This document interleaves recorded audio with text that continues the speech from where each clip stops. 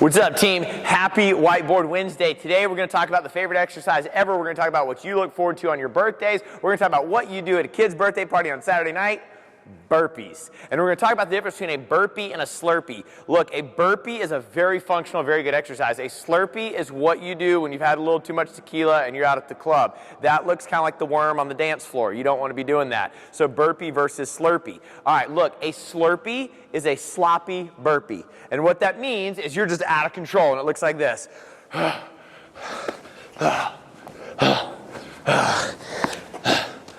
One. You're exhausted, right? Versus being way more efficient. And what I'm going to talk to you about today is not necessarily how to make the burpee more fun, but maybe more tolerable. You like that? All right, so look, I'm going to give you two things to think about on the burpee.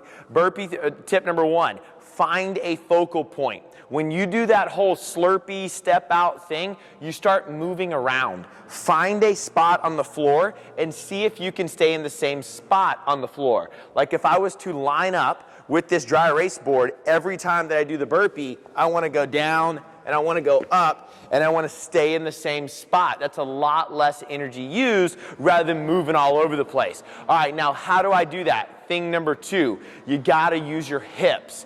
Keep your hips in one spot, thrust your hips up on the burpee while keeping your toes on the ground. So what does that look like? I come here, I put my hands on the ground. I can step back or I can jump back, whatever works for you. As you come down to the ground, do not let your toes leave the ground, even just a little bit, because then I'm back in that Slurpee position. Keep your toes on the ground. Now, watch my hips. I'm going to push my chest up a little bit as I push my toes into the ground, and I'm going to throw my butt, my hips straight up in the air. And you might be thinking you're not flexible enough. That's okay. I didn't say you have to jump. You can walk. Throw your hips up in the air as fast as you can, and I'm going to stay in that same position. So remember my two goals. I'm going to stay in one spot. I'm going to thrust with my hips. If I look at it in real time, it looks like this. Hinge over, hop out, come down, hips up, one. Or I can step up, two. Use your hips, not your arms. Stay in one spot, and maybe, just maybe, you'll like burpees better.